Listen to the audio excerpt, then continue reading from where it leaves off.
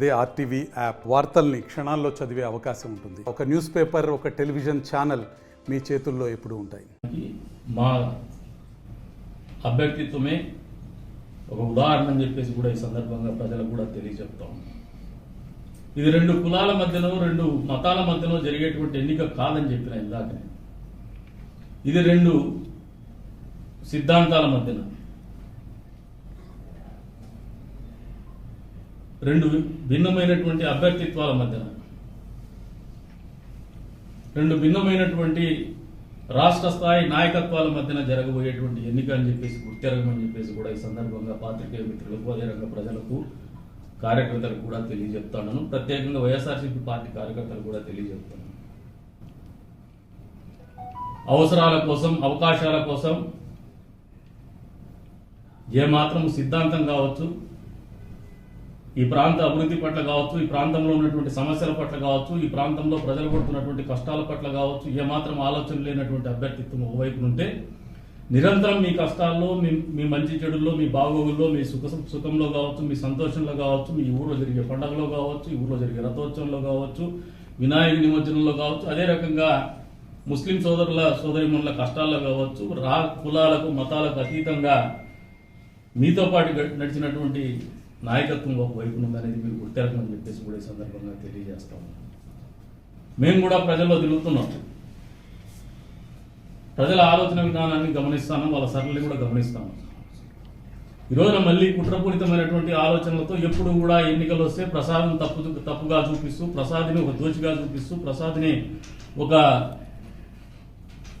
భిన్నమైనటువంటి వ్యక్తిత్వంతో చూపిస్తూ వాళ్ళ అవసరాల కోసం, అవకాశాల కోసం మాట్లాడినటువంటి పార్టీలు కానీ, అభ్యర్థిత్వాలు కావచ్చు, by fluke or by inevitable conditions. అంటే ఏదో నేను చేసినటువంటి పొరపాటు వల్ల ఒక ఎన్నిక గెలిచుండొచ్చు, లేదంటే మేము ఎలక్షన్లు సరిగ్గా చేసుకోలేనటువంటి పరిస్థితులకి, అనివార్యమైన పరిస్థితుల్లో ఒకసారి వాళ్ళు గెలిచుండొచ్చు.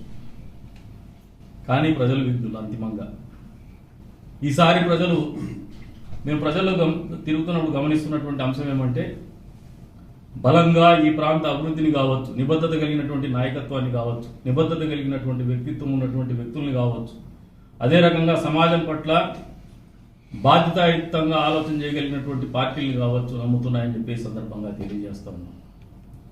ఆ పార్టీలు ఏమంటే తెలుగుదేశం పార్టీ, జనసేన, బీజేపీ పార్టీలు ఉమ్మడిగా పోటీ చేయడం అనేది ఈ రాష్ట్ర భవిష్యత్తు కోసం చేస్తున్నాయని చెప్పేసి ఖచ్చితంగా ప్రజల ఆలోచనలో ఉన్నారని చెప్పేసి మేము నమ్ముతా ఉన్నాము. ఆలోచించమని చెప్పేసి కూడా కోరుతా ఉన్నాం.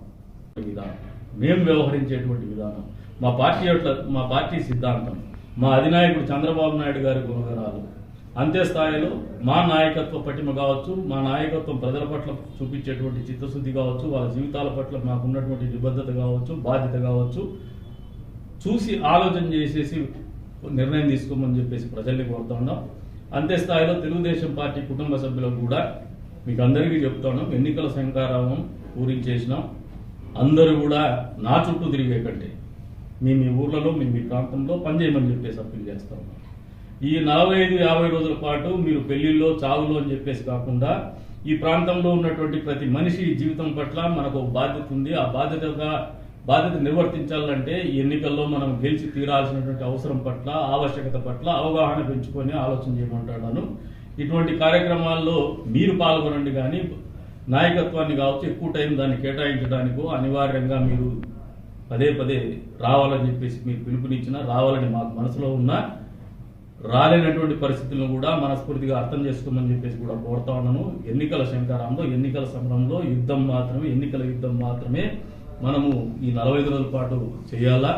తద్వారా ఈ ప్రాంత అభివృద్ధికి, తెలుగుదేశం పార్టీ గెలవాల్సినటువంటి పరిస్థితికి, మనం గెలవాల్సినటువంటి పరిస్థితికి మీరందరూ అంకిత భావంతో పనిచేయాలని చెప్పేసి కూడా పిలుపునిస్తూ, ఈరోజు మరొకసారి మాకు అవకాశం ఇచ్చి ఈ ఎన్నికల్లో పోటీ చేసేటువంటి అవకాశం కల్పించినటువంటి తెలుగుదేశం పార్టీ అధినేతకు, ప్రధాన కార్యదర్శి గారికి, పోలిట్ బ్యూరో మెంబర్లకి, అదే రకంగా ఈ స్థాయి వరకు మా నాయకత్వాన్ని నిలబెట్టినటువంటి తెలుగుదేశం పార్టీ కుటుంబ సభ్యులకు, ఈ ప్రాంతంలో ఉన్నటువంటి ప్రజలకు, పాత్రికేయ మిత్రులకు అందరికీ కూడా పేరు పేరున ధన్యవాదాలు తెలుపుతా ఉన్నాను.